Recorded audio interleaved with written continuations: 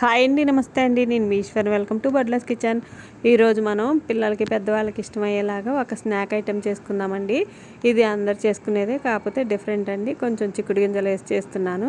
ఎప్పుడు మన ఛానల్లో సొరకాయ అప్పలు, చెక్కగారెలు పెడుతూనే ఉంటాను కదా, సద్దప్పలు. ఈరోజు ఇంకో వెరైటీ అండి. ఇవి చిక్కుడు గింజల రొట్టెలు అంటారండి, అలాగే చిక్కుడు గింజల అప్పాలు అంటారు. దీనికోసం నేను ఒక 2 గుప్పెళ్ళు చిక్కుడు గింజలు తీసుకొని ముదిరినవి చక్కగా ఉడకపెట్టి పక్కన పెట్టుకున్నాను మెత్తగా. ఇప్పుడు ఒక 1/2 కేజీ బియ్యం పిండి తీసుకొని జల్లించి పక్కన పెట్టుకున్నాను. ఇప్పుడు నేను ఒక 10 పచ్చిమిర్చి, 2 ఆనియన్స్ మిక్సీ పట్టి పక్కన పెట్టుకున్నాను అనమాట. ఇప్పుడు ఒక బౌల్ తీసుకొని బియ్యం పిండి, 2 స్పూన్లు జీలకర్ర, తగినంత సాల్ట్, పచ్చిమిర్చి, ఉల్లిపాయల పేస్ట్ వేసుకొని కలుపుకొని, తర్వాత మనం ముందుగా ఉడకపెట్టుకున్న చిక్కుడు గింజలు అలాగే తగినన్ని వాటర్ వేసి కలుపుకుంటున్నానండి. ఇవి కొంచెం వేడిగా ఉన్నాయి కాబట్టి చేయి పెడితే కాలుతుంది, అందుకని కొంచెం స్పూన్తో నేను ఇలా మనం కలుపుకొని పక్కన పెట్టుకొని, తర్వాత కొంచెం గోరువెచ్చగా ఉన్నప్పుడైతే మనం చేతితో కలుపుకుందామండి. ఇలా కలిపిన తర్వాత చూసారా, మరీ గట్టిగా కాకుండా మరీ మెత్తగా కాకుండా ఇలా అయితే ఉండాలి.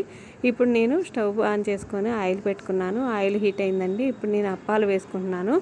ఇవే మనకి ఆయిల్ వద్దనుకుంటే పెద్దవాళ్ళు షాలో ఫ్రై చేసుకోవచ్చండి. నేను పిల్లల కోసం ఇలా ఫ్రై చేశాను, అలాగే పెద్దవాళ్ళ కోసం షాలో ఫ్రై కూడా చేశానండి. ఏదైనా టేస్ట్ ఒకేలాగా ఉంటుందండి. నూనె లేదు కదా, షాలో ఫ్రై బాగోదేమో అనుకోకండి, అది కూడా చాలా టేస్టీగా ఉంటుంది. పెద్దవాళ్ళు అయితే పెరుగు, పండుమిర్చి కారం లేదా టమాటా పచ్చడితో తినొచ్చండి. లేదు అనుకుంటే ఉట్టి అయినా తినొచ్చు. పిల్లలైతే ఉట్టియే తినేస్తారు, పచ్చిమిర్చి కారం ఉంటుంది కాబట్టి. నేనైతే పండుమిర్చి కారం కొత్తది ఉంది కదా అని సర్వ్ చేశాను. చాలా టేస్టీగా ఉందండి. ఇప్పుడు పెద్దవాళ్ళ కోసం నేను షాలో ఫ్రై కూడా చేశాను. చూసారా, ఒకవైపు క్రిస్పీగా, ఒకవైపు మెత్తగా చాలా